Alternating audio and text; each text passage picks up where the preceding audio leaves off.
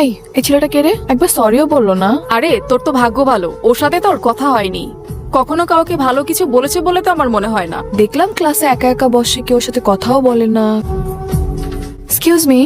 Hello. জি আমি। আমার কলমটা পড়ে গিয়েছে। তো কি হয়েছে? তো উঠিয়ে দিন। আমি কলম উঠাবো? আচ্ছা থ্যাংক ইউ। ভালো থাকবেন আপু, আসি। এখানে থাকলে হয়তো কলম উঠাতে উঠাতে আমার পড়াশোনা আর হবে না। গাধা নাকি আমি? আপু? হ্যালো, আসসালামু আলাইকুম। কে? আমি তা তো জানি, কিন্তু কে আপনি? আমার পরিচয় জেনে আপনার কি হবে? আপনি আপনার পছন্দ মতো আমাকে একটা নাম দিয়ে দিন না। আশ্চর্য, আমি তো আপনাকে চিনি না, নাম কি করে দেব? চেনেন না চিনে যাবেন, কথা বলতে থাকেন, আস্তে আস্তে এমনিই চিনে যাবেন। আমি একজন অপরিচিত মেয়ের সাথে কেনই বা কথা বলবো? কারণ পরিচিত কেউ তো আপনার সাথে কথা বলে না। একজন অপরিচিত মানুষ আপনার সাথে কথা বলতে চাচ্ছে, তাতেও আপনার সমস্যা। ওয়েট, আপনি মেবি আমার ভার্সিটির কেউ, রাইট? যদি বলি হ্যাঁ। আচ্ছা, তা আপনি যদি আমার ভার্সিটির কেউ হয়ে থাকেন তাহলে তো আপনাকে খুঁজে বের করে আমার বাম হাতের খেল। তাই নাকি? কিন্তু আপনার তো কোনো ফ্রেন্ডসই নেই, তাহলে আমাকে কিভাবে খুঁজে বের করবেন? তা অবশ্য ঠিক, কিন্তু চেষ্টা করলে তো সৃষ্টিকর্তাকে খুঁজে বের করা যায়, আর আপনি তো সামনে মাটির মানুষ। ওকে, তাহলে ডিল ডান। দেখি খুঁজে বের করুন। বাই। বাবা ডেকেছো? তুমি নাকি বডিগার্ডদের তোমার সাথে ভার্সিটিতে যেতে নিষেধ করেছো? হ্যাঁ। কারণ কি? বাবা, তোমার এসে বডিগার্ডদের জন্য আমার কোনো ফ্রেন্ড আমার সাথে মেশে না, আমার কাছে এসে কথা বলার সাহস পায় না। একটা মানুষ একা একা কতক্ষণ থাকতে পারে তুমি বলো তো? অনেক তো হয়েছে বাবা, অনেক হয়েছে। আমাকে এই চাপ দেয়ালের মধ্যে অনেক বন্দি করে রেখে আমি তো বড় হয়েছি, এবার একা ছাড়ো। আমার মেয়ের লাইফ যাতে রিস্কে না পড়ে এই জন্য বডিগার্ড রেখেছি। আর বডিগার্ড রাখাটা আমাদের পারিবারিক রীতি। কাল থেকে তুমি বডিগার্ড নিয়ে ভার্সিটিতে যাবে, এটা আমাদের পারিবারিক রীতি। আর তোমাকে বলে দিচ্ছি, তুমি যদি আমাকে পাঠাও ওদেরকে আমার সাথে, তাহলে কিন্তু ভার্সিটিতে জব অফ করে দিব, নিজেকে চার দেয়ালের মধ্যে বন্দি করে ফেলবো। অনেক হয়েছে বাবা, আর কত? তোমার এসব অ্যারোগেন্ট বিহেভিয়ার আমি নিতে পারতেছি না। আমি তো একটা মানুষ, আমাকে একটা ছাড়ো প্লিজ, ভালো লাগে না আমার এইসব। কেসটা কি রান ভাই?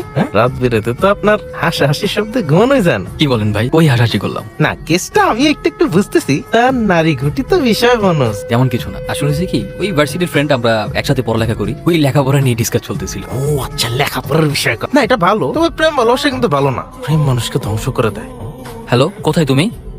আমি তোমার কথা মতো ইউনিভার্সিটির পিছনে যে পার্কটা আছে না, সেখানে চলে আসছি। আজকে ওকে দেখা হবে না আমাদের? হ্যাঁ আসবো তো, কিন্তু আগে দেখি তুমি তোমার বুদ্ধি দিয়ে আমাকে খুঁজে বের করতে পারো কি। যদি বের করতে পারো তাহলে তো দেখা হয়েই যাবে, আর যদি না পারো তাহলে তোমার কপাল খারাপ।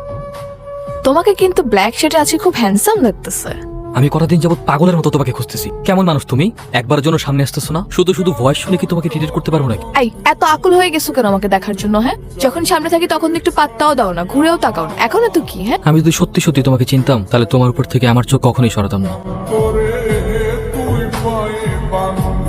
তোর এই অপমান আমি কোনোভাবে নিতে পারতেছি না, বুঝছস? তুই মাইর খাই ফিরে আসছিস। আমি হলে কি করতাম জানিস? বাদ দে, তোর এই নিয়ে আমাকে একটা রিভেন্স নেওয়া লাগবে। রিভেন্স বুঝতেছিস না? তুই ওর কারণে মাইর খাইছস, সেম তুই ওর একটা মাইর দিবি। আর আমি জানি ও এখন বডিগার্ড ছাড়া ভার্সিটিতে আসে।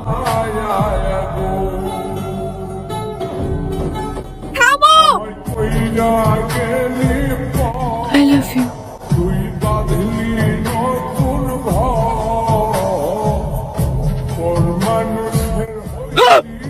কি হলো রেন ভাই, আপনি এরকম চিল্লাচিল্লি করতেছেন কেন? আপনি কি ভূত দেখছেন নাকি? ওয়াশরুমে তো কিছুই নাই। ভাই আমার জানি কি হয়েছে ভাই। আমার কেন জানি মনে হয় কেউ একজন সবসময় আমার সাথে থাকে। আমি এক সেকেন্ড আগে আমার সাথে কি হয়েছে আমি সেটাও মনে রাখতে পারি না। কেন জানি ফিল হয় কেউ একজন আমার ভিতরে থাকে। আচ্ছা, ভিতরে আছে বুঝলাম, কিন্তু আপনি ওয়াশরুমের দিকে আঙ্গুল দিয়ে কি দেখতেছিলেন? ভাই আমি ওয়াশরুমের আইনে একজনের প্রতিচ্ছবি দেখছি, আর ওই লোকটা আমাকে কি যেন বলতে চায়। ও মনে হয় আমার কাছে কিছুটা চাচ্ছে।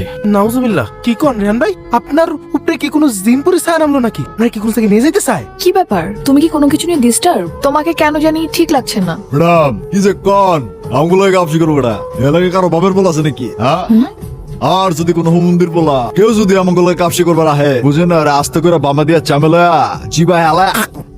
কি রেহান, তুমি কিন্তু অনেক ইন্টারেস্টিং। আমি কিন্তু আগে বুঝি নাই তুমি এতটা ইন্টারেস্টিং।